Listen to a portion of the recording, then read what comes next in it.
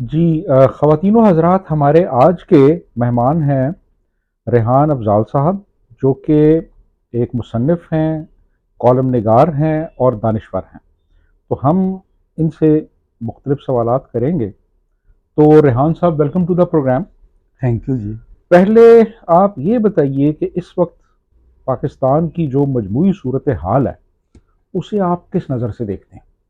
बाजी, मैं तो खिचड़ी पकी हुई देखता हूँ। हाँ। यानी ऊधम है। ऐसे लग रहा है पता नहीं अनसर्टनटी है, कल को क्या होना है, असम्बलियाँ टूटनी है नहीं टूटनी है, इलेक्शन कब होने हैं। तो ये कुछ रट्टे ही रट्टे हैं, कुछ सियासी हैं, कुछ अस्करी हैं और सबसे बढ़ के मुआशी हैं। हम्म। तो मैं मौजूदा सूरत हाल को यानी ये समझता हूँ भांत भांत की बोलियाँ बोली जा रही हैं और बेयकीनी की जो फ़ज़ा है वो पाकिस्तान पे मुसल्लत है।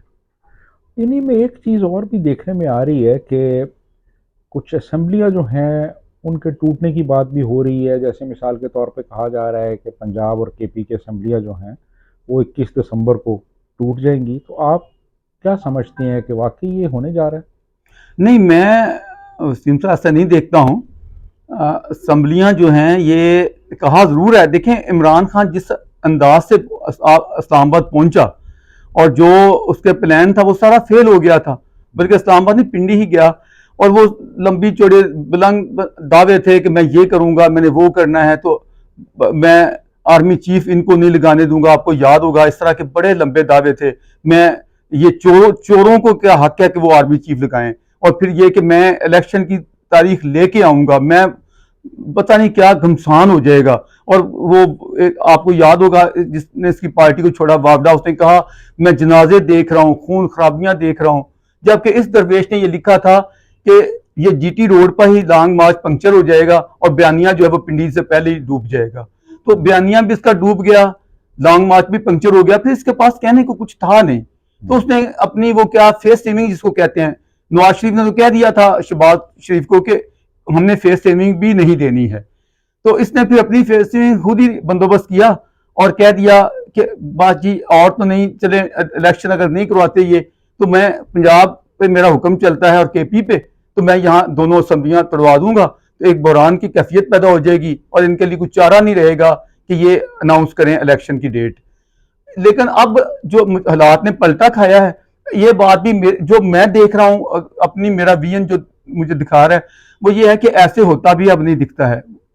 देखिए, केपी से तो कोई ऐसा नहीं मसला होगा। बहाल पंजाब चूंकि बहुत बड़ा हाफ से ज्यादा सीटें यहाँ होती हैं, पंजाब असम्बली का टूटना और यहाँ होना ये एक मसला तो पैदा करता है। हालांकि मेरे ख्याल में अगर नून लीग वाले और इत्तेहादी अपने पाँव पे वजन डालें तो कोई ऐसी बात भी नहीं है। पंजाब पे आज भी ये एक घोषणा है कि इमरान खान का बड़ा असर रसूख है। मैं इस पे लंबी बात नहीं, मैं चाहता हूँ आपके ज्यादा सवालों को फेस करूं। तो अगर इसी पे लगा रहूंगा तो बाकी चीजें नहीं आ सकेंगी। लेकिन ये कि ये बिल्कुल ये जो पॉपुलैरिटी का हवा दिखाया जाता है ना कि इसकी बड़ी पॉपुलैरिटी है, उसकी बेसिस नहीं है। ये तो मांगे तांगे के लोग हैं। कोई उधर पार्टी, आपको याद होगा कि मैं तो पीटीआई को मैंने कभी सियासी पार्टी ही नहीं माना है, ये तो प्रेशर ग्रुप है। और ये भी एक ताकतवरों ने अपने मफादात के लिए ये सारा कुछ घड़ा था। जैसे जैसे घड़ा वो पाशा, वो सारी डिटेल आपके सामने है।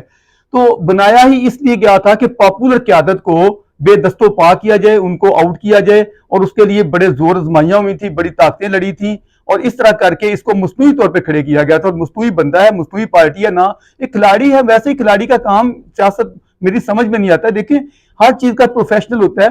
तो सियासतदान जो होते हैं उनकी एक ट्रेनिंग होती है। ये तो कभी यूनियन काउंसिल का चेयरमैन नहीं हुआ था।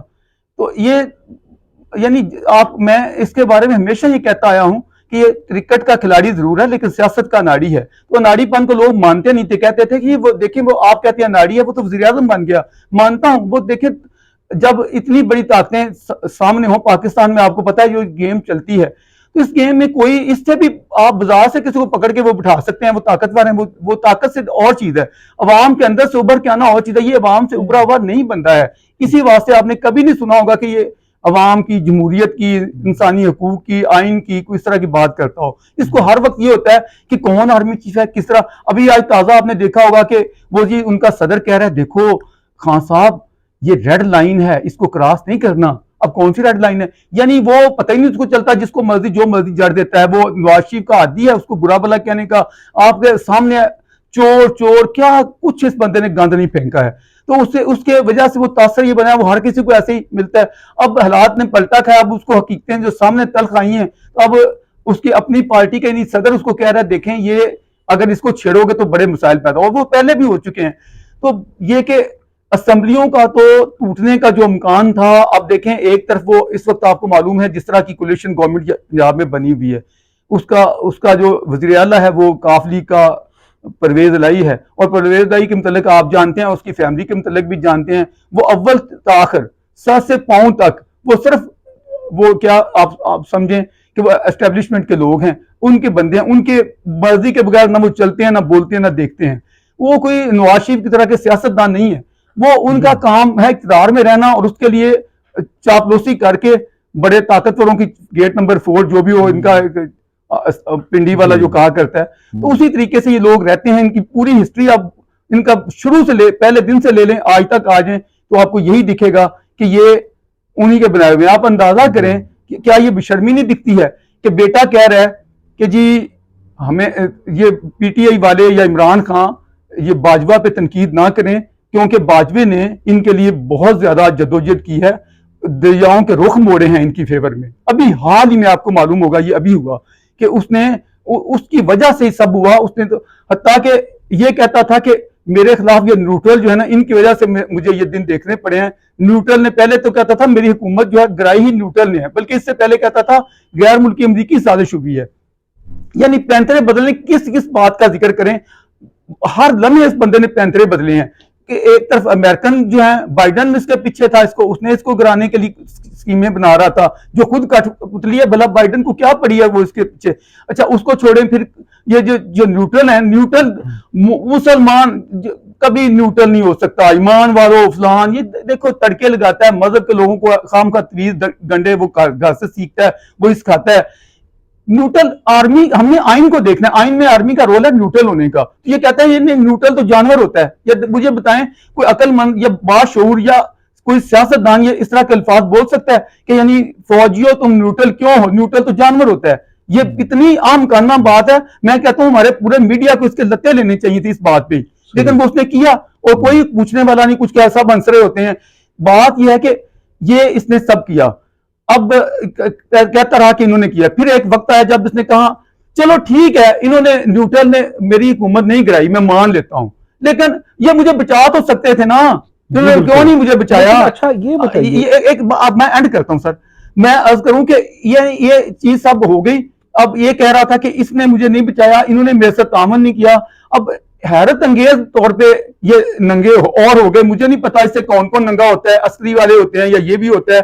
मुंदर सिलाई ने जो बयान दिया वो इतना ज्यादा सख्त, मैं कहता हूं इतनी बड़ी, उसमें उससे बड़े नतीजे निकाले जा सकते हैं। उसने कहा कि हमें तो खुद बाजवा साहब ने कहा कि तुमने इमरान का साथ देना है। वो बाजवा साहब जो दावा करते नहीं थकते थे कि हम तो 20 महीने या पिछले साल 21 में, आपको याद होगा फरवरी 21 में हम न्यूट्रल हो चुके हैं, हमने बिल्कुल कोई रोल नहीं अदा किया।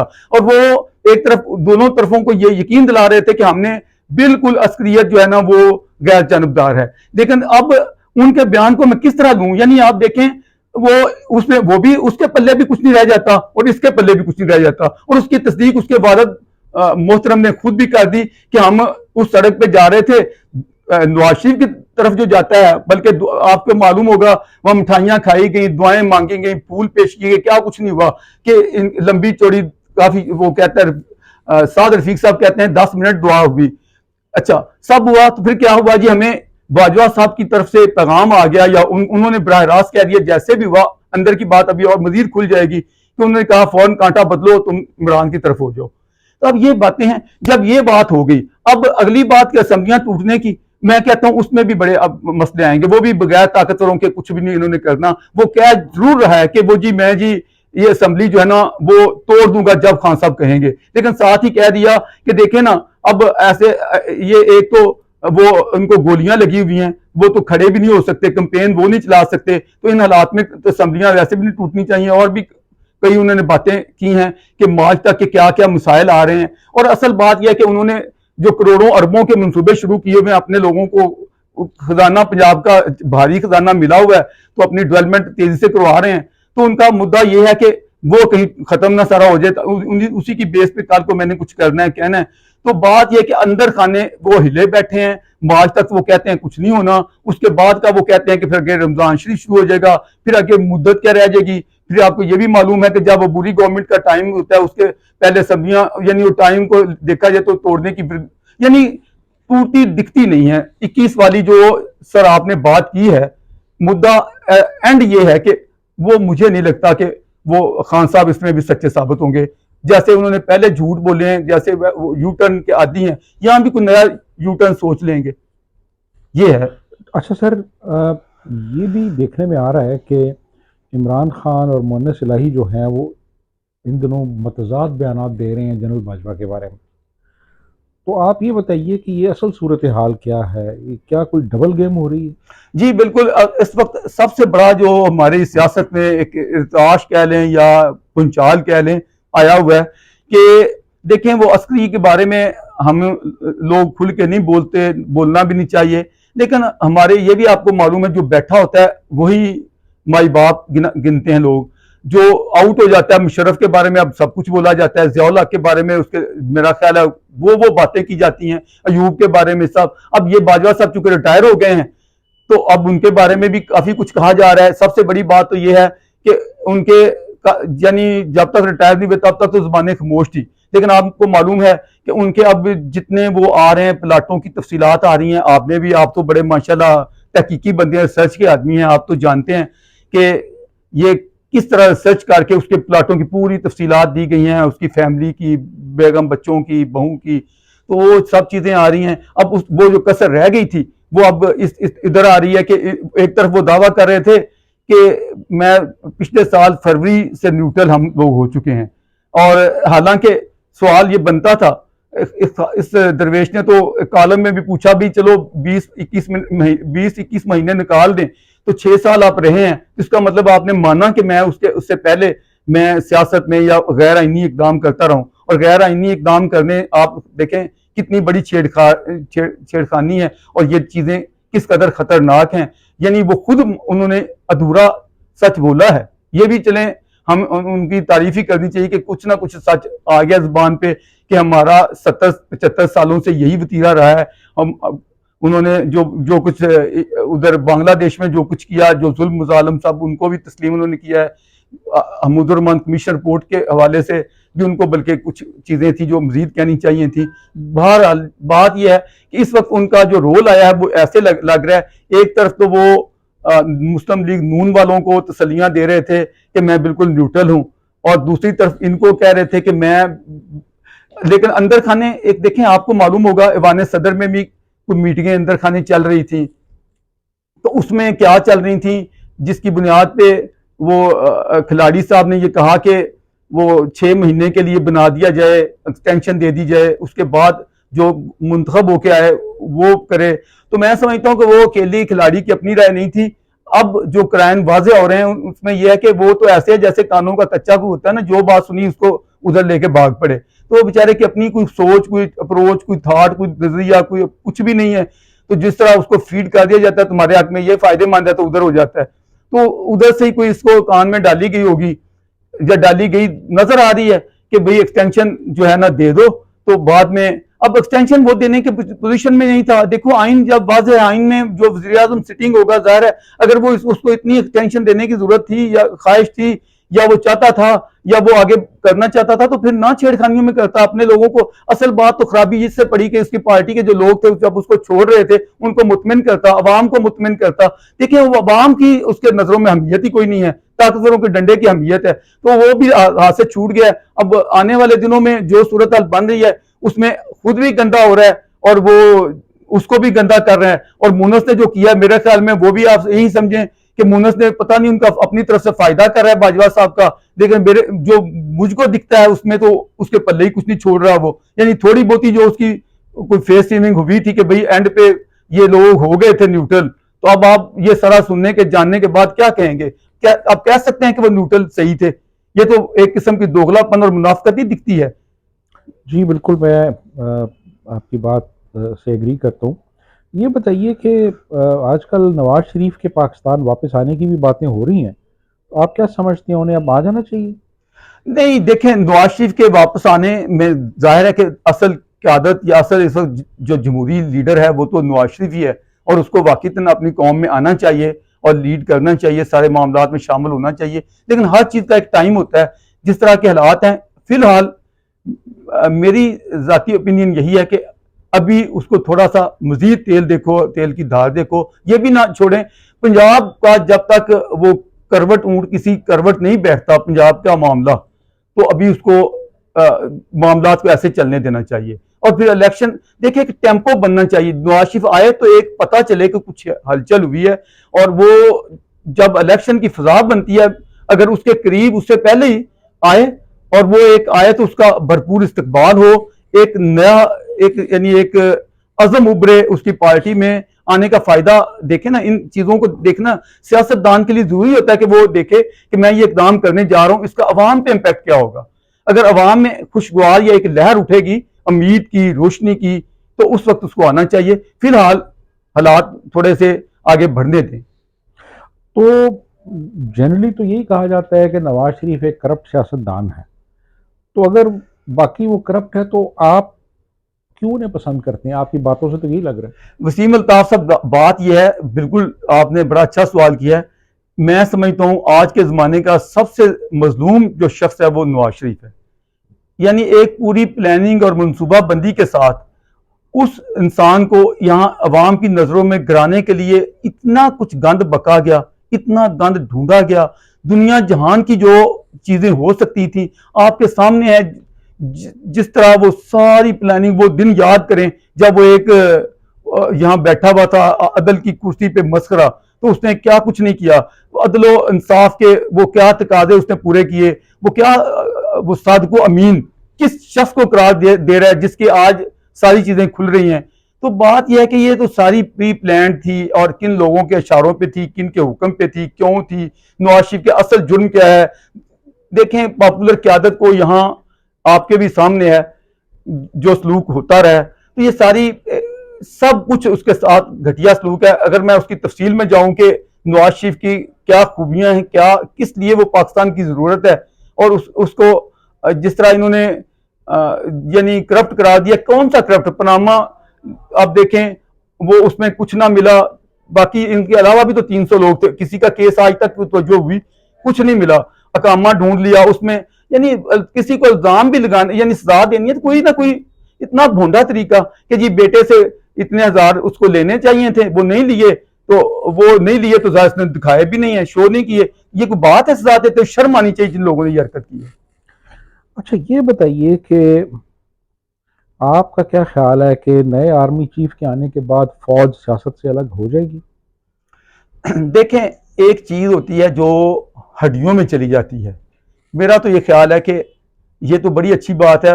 वो क्या कहना चाहिए, वो कहते हैं, जब ये कहते हैं ना कि हम सियासत को छोड़ देंगे या हम न्यूट्रल हो गए हैं, तो बड़ी अच्छी बात, दिल करता है आपके मुंह में कहूं कि आपके मुंह में घी शक्कर, या आपकी आवाज़ मक्के और मदीने, बहुत अच्छा लगता है। क्योंकि देखें, दुनिया भर की जमहूरियतों में कहाँ ऐसे होता है जो सेटल मगरबी जमहूरियतों को चले एक तरफ रख दें। आप हमसायगी में देख लें, इंडिया हमारे साथ ही वो कंट्री है, हमसे कहीं बड़ी आबादी वाला, बड़ी ताकत वाला, फौज भी कई गुना ज्यादा है। कभी आपने सुना हो इस तरह का जो हमारे यहाँ जो कुछ चल रहा है? तो ये आए हैं, बिस्मिल्लाह, बड़ी अच्छी बात है, ये होना चाहिए। लेकिन अभी हम बड़े चंद दिन पहले खुश हो रहे थे कि जी उन्होंने कहा कि हम फरवरी से न्यूट्रल हो चुके हैं, लेकिन उसकी कल ही अभी आपको जैसे मैंने कहा कि मुन्ना सलाई और शहबाज शरीफ जो उनके बड़े ही हमदर्द और खास और बड़े ही क्या कहना चाहिए खिदमत गुजार हैं। और आपको मालूम है परवेज ने कहा था मुशर्रफ के बारे में कि मैं अगले 25 साल के 5 यानी इसको वर्दी में जितवाना चाहता हूं। ये वो लोग हैं। मुशर्रफ के बारे में उन्होंने कहा था कि अगले 25 साल में उनको देखना चाहता हूं और बावर्दी 5 इलेक्शन इनको मैं जितवाना चाहता हूं। ये रिकॉर्ड पे है। तो ऐसी जेन के लोग या ऐसी जहनीत के लोग अब खुले बंदों ये कह चुके हैं कि इन्होंने हमें कहा था कि तुम लोग नवाज शरीफ के साथ जाने के बजाय इमरान के साथ जाओ। तो इससे आप अंदाजा कर लें न्यूट्रलिटी कहाँ रही। बहरहाल हमें नई जो क्यादत आई है हम उस सर आंखों पे है और उनके बारे में बड़े अच्छे तासरात हैं। और मैं समझता हूँ इसका भी खराज तहसीन नवाज शरीफ को जाता है कि उसको कितना जोर लगाया गया, कितने प्रोपोगंडे किए गए होंगे, क्या दलीलें दी गई होंगी, तो सी दे दो या फलां को कर लो। उसने उस शख्स को जिसको सारे घर भेजना चाहते थे, उसने कहा नहीं, वही आएगा और वही आर्मी चीफ बनेगा। और इससे हम ज़ाहिर है बहुत अच्छी तवक्कुआत रखते हैं फ्यूचर में कि वो उनकी वजह से जमहूरियत मजबूत होगी और वो न्यूट्रल रह के अपनी आइनी जिम्मेदारियां अदा करेंगे। रेहान साहब, ये बताइए कि आजकल बहुत से मौशी माहिरीन जो हैं वो इस खदशे का इजहार कर रहे हैं कि पाकिस्तान डिफ़ॉल्ट करने जा रहा है। आप क्या समझते हैं कि वाकई पाकिस्तान डिफ़ॉल्ट करने जा रहा है इकनॉमिकली? वसीम साहब, इतना इतना ज़्यादा पाकिस्तान के बारे में ये हमारी इतनी, यानी क्या कहूँ, यानी हमने पाकिस्तान बनने के बाद जो काम करने वाले थे उधर ध्यान ही नहीं दिया। सारा जोर हमारा रहा। देखें आज अगर हम, मैं गलत, एक बच्चा नौमरी में गलतियां करेगा, नहीं पढ़ेगा, गुली डंडा खेलेगा या लगा रहेगा इधर टाइम जाया करेगा, तो वो कैसे तो रखी जा सकेगी कि जब वो बड़ा होगा तो वो किसी ऊंचे मुकाम पे पहुंचेगा। बात यह कि हमारी जो ग्रोथ के दिन थे, जब हमें आगे बढ़ना था, हमने बहुत तबाहियां की हैं। हम कभी वो एक एजुटेशन शुरू होती थी, कभी दूसरी हो जाती थी, इस्लामाइजेशन ने हमारी जान नहीं छोड़ी। और फिर मैं कहा करता हूं कि दो नारों ने पाकिस्तान को बर्बाद कर दिया है, एक इस्लामाइजेशन का और दूसरा एहतसाब या ये करप्शन के खिलाफ। ये दोनों स्टंट ऐसे हैं जिसमें अवाम बड़े मुश्किल होकर कहते थे, जज्बाती लगाव था। तो इनको हर तालेजमा ने, हर मुफाद प्रस्त लोग ने, जिन लोगों ने अपने अपने उल्लू सीधे करने होते थे, हमेशा इन दोनों, आप देखेंगे इन दोनों में से एक का सहारा लिया या दोनों को चलाया है।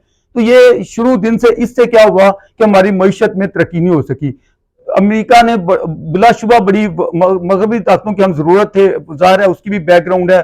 बल्कि चर्चिल की सोच अगर देखी जाए, पार्टीशन कैसे हुई, क्यों हुई, उसमें मगरब का क्या रोल था, उस सारे को देखा जाए, उनके क्या मफादात थे, हम कैसे उनके जो बगदाद पैक्ट और सेटो सेंटू के जैसे मेंबर बने, सारी आपके सामने सूरत हाल है। तो उनकी ज़ाहिर हम एक जरूरत बने हुए थे, जो उन्हें तो नहीं थी कि इंडिया एक जैसे एक बड़ी यानी एक ताकत बन के उभर या जो जमहूरियत होगी वहां वो उस तरह नहीं काम दे सकते थे। तो इस सारे पस मंजर में उन्होंने हमें बिलाशुबा बहुत इमदादें दी और हमने खाया, और उन्हीं की वजह से अयूब जमाने में अच्छी खासी इंडस्ट्री भी लग गई थी अमेरिकन सपोर्ट की इमदाद की वजह से। लेकिन क्या है कि फिर माशाल्लाह एक और फितना आ गया जिसने पकड़ के वो सारी की हर तहस नहस कर डाली, जिसको नेशनलाइजेशन की। और आज भी उसके पैरोकार इतने ज्यादा हैं, वो बात नहीं करने देते। उसने यानी कुचुम्बर निकाल दिया कि हमारी उठती हुई थोड़ी बहुत अगर उठ रही थी मईशत, और कहा जाता है जी बड़ा हमारे 5 साल ऐसे मंसूबे बन रहे थे, मान लेते हैं। लेकिन खुद उस शख्स ने जिसको आप अपना जिना के बाद बड़ा लीडर कहते हैं, उसने उस तहस नहस हर चीज कर डाली और खत्म होगी बात। अब आप मुझे बताएं, जब इंडस्ट्री नहीं होगी, जब मुल्क में डेवलपमेंट नहीं हुई, अब आप आज की दुनिया चलती है, मईशतें चलती हैं एक्सपोर्ट पे, या आपके अंदर आप क्या क्या कर रहे हैं, आपने यानी कौन सी प्रोडक्शन की है, किस, मुझे बताएं। किसी मुल्क से आपके बड़े अच्छे रिलेशन हो जाए, मान लिया सेंट्रल एशिया को ले लें, आप मिडल ईस्ट को ले लें, आप इंडिया, आप किस मुल्क को क्या बेचने के काबिल, आपके पास है क्या बेचने के लिए? जब आपके पास है ही नहीं। देखिए बांग्लादेश हमसे यानी 71 में उसने खलासी पाई, और आज देखें वो किस कदर उनके अंदर वो ख्वातीन बैठी हुई, किस तरह हमारी ख्वातीन हम लगाते हैं जी इनको वजीफा देंगे, जो बाहर से इमदाद आएगी वो हम इनको खिला देंगे, और वो उसमें भी आपको पता है करप्शन कितनी हो जाती है, इधर उधर चली जाती है। उनकी ख्वातीन मेहनत कशी, जिस तरह मैं देखता हूँ ऐसे वो वीडियोज आ रही होती हैं, लगी होती हैं बेचारी मशीनों पे काम कर रही होती हैं। आज वो शेख हसीना वाजिद को सलूट होना चाहिए, एक खातून जिसको ये कहते हैं जी खातून तो आए तो मुल्क तरक्की नहीं करते, वो कहाँ बांग्लादेश की मईशत को, जिसको हम यहाँ भुक्के बंगाली कहते थे, अब कहाँ पहुंच गए हैं। हमें इस सारे मिसाल से समझना चाहिए ये सारी सूरत हाल को कि वो कैसे इतनी तरक्की कर गए। बांग्लादेश जिनको बंगालियों को हमने अपने से काट के अलग कर दिया, खुद सब कुछ किया उनके खिलाफ, आज वो कहाँ पहुंचे हैं, हम कहाँ हैं। उनकी मईशत देखें, उनके रिजर्व देखें, अपने देखें। तो मेरे कहने का मुद्दा यह है कि हमारी करेंसी का तो हाल ये है कि नेपाल की करेंसी हम पे भारी होगी। अब टका जिसको कहते थे टका टोकरी फलान, तो टका हमसे कहीं आगे चला गया है। यानी हम अब क्या, मैं तो को क्या पेश करूं, पाकिस्तान की मईशत जो है ना वो ये नहीं है कि ये 1-2 सालों की बात है, ये ना मैं इमरान खान पे इल्जाम करता हूं सिर्फ इसका, हालांकि बर्बादी में इसका रोल मेरा ख्याल है पिछली कई हुकूमतों के रोल को इकट्ठा किया जाए तो अकेले का भारी है। लेकिन लेकिन ये है कि हमारी देखें जड़ें नहीं है, हमारी कौम शायद पता नहीं, मुझे तो ऐसे दिखता है कि आने वाले दिनों में सच अगर सच्चाई से काम लूं तो मुझे कोई उम्मीद नहीं दिखती। मायूसी बड़ी तकलीफ होती है देख के कि हमारी, देखिए हमारा जो ब्रेन ड्रेन है, जो हमारा जो भी ज़हीन बच्चा है उसकी ख्वाहिश होती है कि मुझे वेस्टर्न कोई कहीं जगह मिल जाए मैं चले जाऊं, जो भी हमारी स्किल है वो बाहर चली जाती है। तो ये पाकिस्तान क्या हमने इसलिए बनाया था कि यहाँ यानी जो अच्छे लोग हैं वो रोजगार के लिए या तरक्की के लिए बाहर चले जाएं और यहाँ ये भूख नंग नाच रही हो। तो मैं वसीम अल्ताफ साहब, मुझे बड़ा सदमा है, दुख है कि हमारी मईशत का बहुत बुरा हाल है और मुझे आने वाले सालों में और दिनों में और महीनों में भी ये उठती बिल्कुल नहीं दिखती है। रेहान साहब, एक फाइनल सवाल आपसे ये है कि क्या ये मुमकिन है कि पाकिस्तान को एक नेशनल सिक्योरिटी स्टेट से एक वेलफेयर स्टेट बनाया जा सके? क्या आप देखते हैं कि इसका कोई इम्कान है? कमाल है, ये तो एक ख्वाब है, ये आपका भी ख्वाब है, मेरा भी ख्वाब है, जो अपने वतन से मोहब्बत रखने वाला है हर इंसान का ये ख्वाब है कि काश पाकिस्तान जो है वो गैजन स्टेट की बजाय एक वेलफेयर स्टेट बने। और हमारे सामने जो तरक्की याफ्ता मगरबी अक़वाम हैं उनकी मिसालें हैं, यहाँ जो भी और मिसालें दी जाती हैं मैं कहता हूँ वो भी प्रोपोगंडे की बुनियाद पे, मैं उनका जिक्र नहीं करना चाहता। लेकिन ये कि एक तारीखी तौर पे आप कई सालों पुरानी बातें लेके बैठ जाएं और खुद ही वो घड़ा हो के ऐसे है, हम वैसे थे, हम हमारे अब्बा ये थे, हम वो थे, ये छोड़ें। आज की दुनिया में प्रैक्टिकल लाइफ में देखें आप, मैं कहता हूं कि आप छोड़ दें वेस्ट को, आप जर्मनी, फ्रांस, इंग्लैंड को छोड़ दें, अमेरिका को छोड़ दें, आप अपनी हमसायगी में चले जाएं।